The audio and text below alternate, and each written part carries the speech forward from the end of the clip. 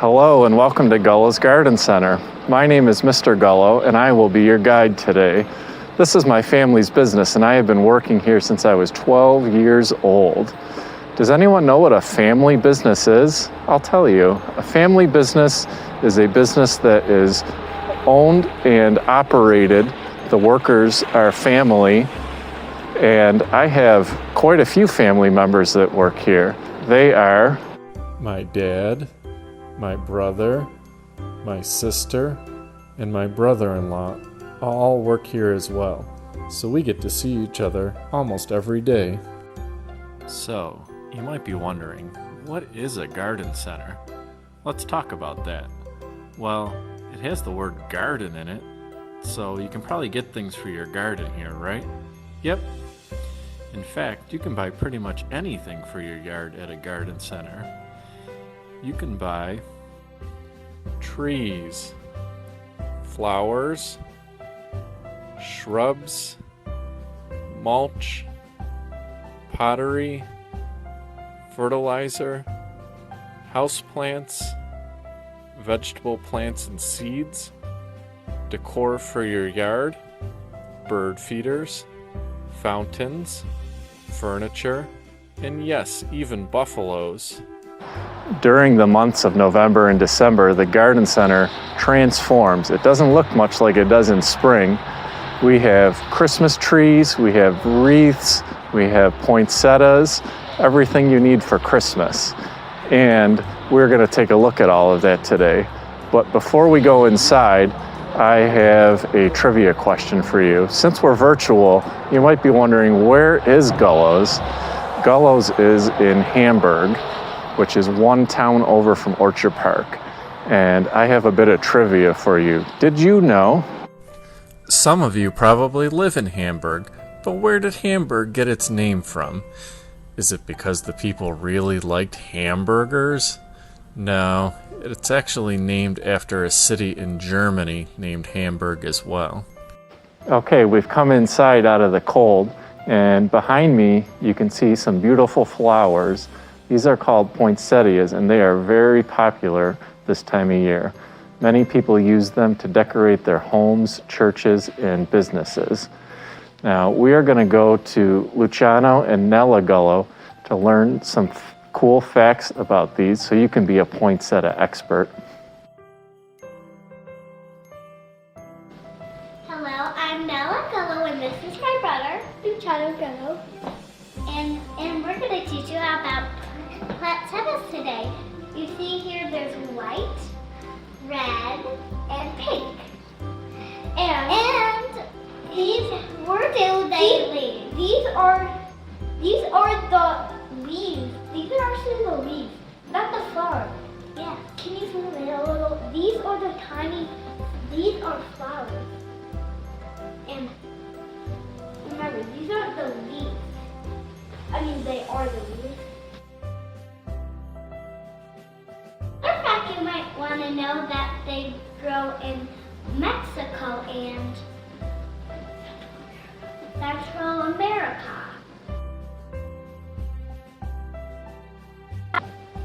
Hi guys, time to learn the fact. These little plants, which are called poinsettias, can grow into big trees about 12 feet tall.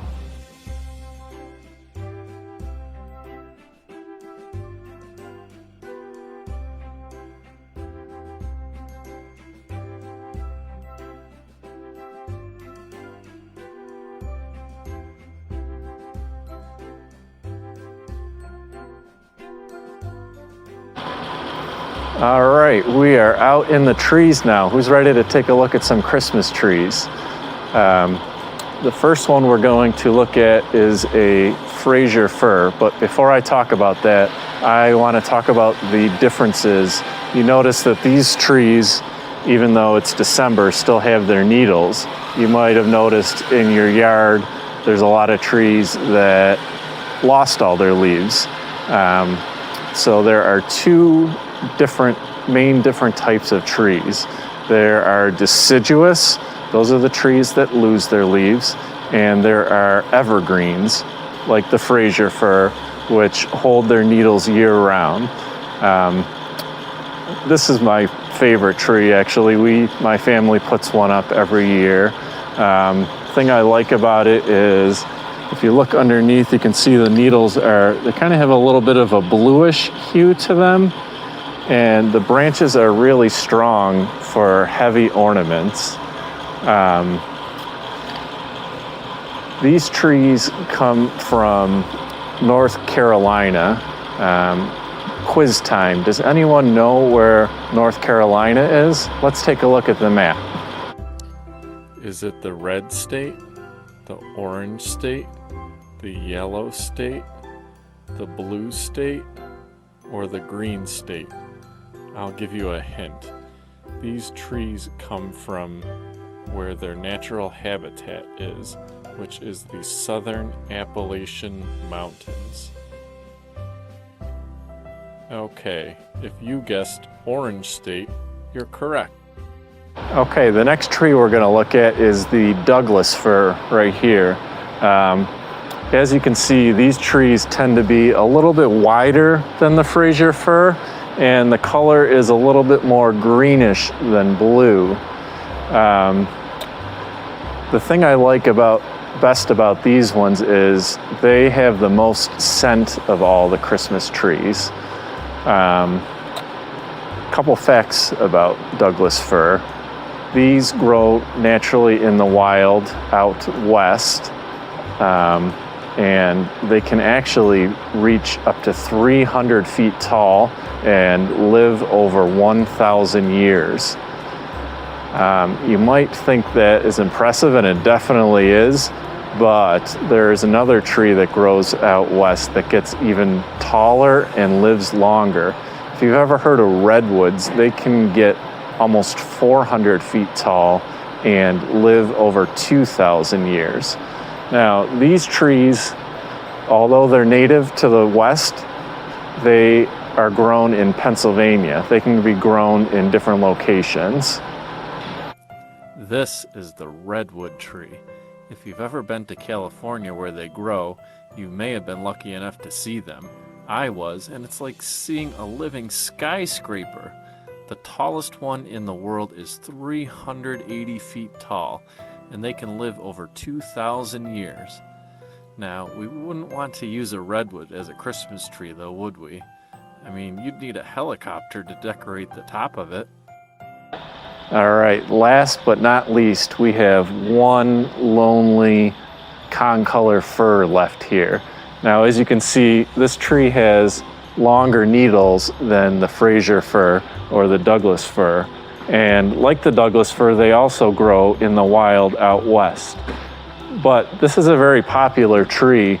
A lot of people actually plant them in their yards around here.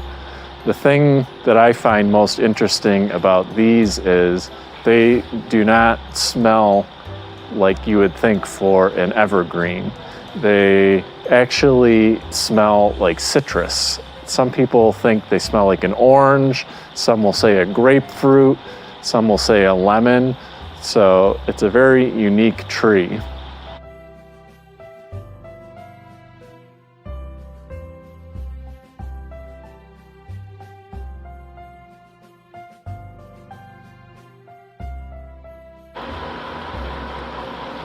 Okay, I think I found a good tree here for us to cut down and take home. It's a nice full Fraser fir, probably about 7.5 feet tall. Before I cut it down though, I want you to all guess how old this tree is. Do you think it's 3 years old, 20, 100? We are gonna go to Luciano Gullo, and he is going to tell us how to find out exactly how old this tree is. Now, I'm gonna need you to get your stump pieces out and follow along. Luciano, how old is that tree? Count the ranks. 1, 2, 3, 4, 5, 6, 7, 8, 9, 10. Is this tree 10 years old? Yeah. Okay, does everyone have their guesses in? Let's cut this down and see.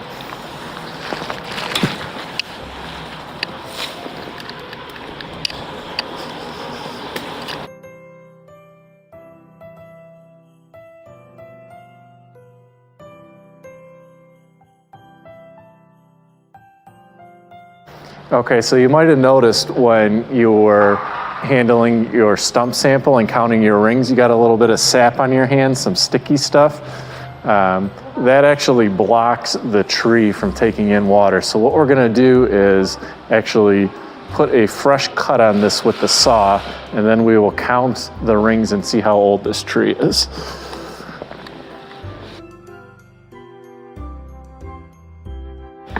Okay, so before we count, I want to show you something.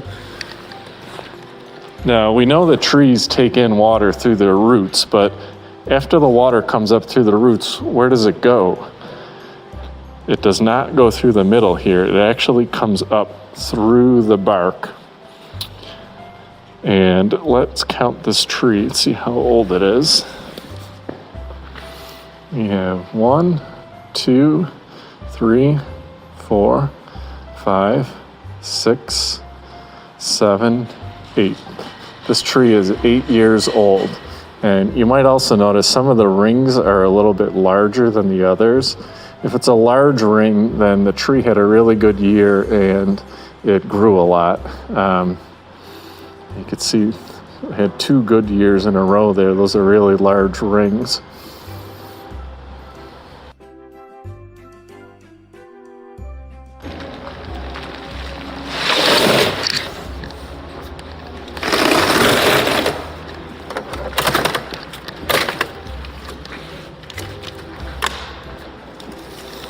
Okay, we have the tree all baled up, and now all we got to do is tie it to the car roof and bring it home. I found this baler has many uses. It's also good for tying up kids. Just don't put them on the roof of your car with the tree, okay? Okay, we have our tree all loaded up and ready to go home to decorate. Now, I know some of you might be thinking, isn't it bad to cut down trees? I mean, trees are good for the environment. They clean the air, they provide us with oxygen, shade, they provide homes for wildlife. And yes, that is all true about trees, but Christmas trees are actually great for the environment, and I'm going to tell you why.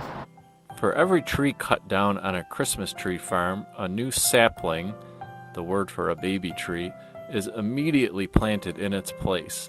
Instead of cutting down trees and clearing the land to build things, Christmas tree farms have hundreds or even thousands of acres of trees cleaning our air and producing oxygen for us to breathe, providing shade and homes for wildlife. And the best part is, they are 100% recyclable and biodegradable.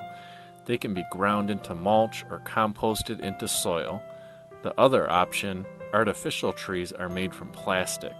They usually last 7 or 8 years and then are thrown into a landfill where they can take 500 or more years to decompose. Wow. Feel good knowing you are doing planet Earth a favor by putting up a real tree.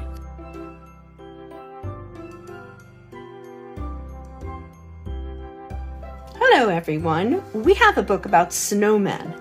Have any of you ever built a snowman? I bet a lot of you have. Did you ever wonder what they do at night? Well, we're going to find out in this book called Snowmen at Christmas by Carolyn Buellner and pictures by Mark Buellner.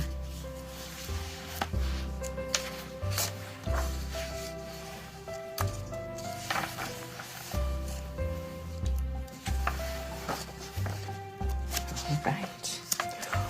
On Christmas Eve, I made a snowman. Very round and jolly. I dressed him up in red and green and trimmed his hat with holly. I saw his arms were trembling as if he couldn't wait. It made me start to wonder, how do snowmen celebrate? I think that while I'm snug in bed, dreaming of Christmas treats, the merry snowmen slip away and hurry through the streets. They glide down snowy avenues with lamplights all aglow, the sleeping city blanketed in freshly fallen snow. They pass by toy shop windows framed with twinkling lights, pausing for a peek or two at holiday delights. The snowmen gather from everywhere around for a Christmas party in the center of town. Waving to each other, they call out cheery greetings, all their friends and family so happy to be meeting. A few merry snowmen start trimming the square. Soon holly and icicles are strung everywhere. And then, reaching high for everyone to see, they hang balls of snow on the big Christmas tree. The snow children play freeze tag or Red Rover, or climb in a stack till they wobble right over. The mothers lay out all kinds of cold treats, ice cream and snow cones and dainty iced sweets. Then the dance begins to the tune of a fiddle. All the snowmen line up and sashay down the middle. Someone says, "Hush! Could that be a jingle?" Then over the hill glides the snowman, Kris Kringle. He opens his sack with a jolly ho-ho and pulls out their presents, each made out of snow. Santa sips his cocoa, the reindeer romp and play, and then, with a whistle, they're off on their way. Such fun snowmen have, but there's still one more thing. With hearts full of joy, they hold hands and they sing. While the fiddler plays and sweet silver bells ring, they sing songs about snow and the birth of a king. The children are sleepy, the grown-ups are yawning. The snowmen go home just as Christmas is dawning. They're all back in their places when Christmas Day starts, but these folks made of snow have a glow in their hearts. Their smiles are more tender, their eyes softly shine, as the snowmen dream dreams of their Christmas time. Merry Christmas! And that concludes our virtual field trip. I hope you all enjoyed visiting Gullo's Garden Center and learning something new today. I'm now going to answer any questions you have, and when we're done, you can decorate your ornament to bring home to hang on your tree.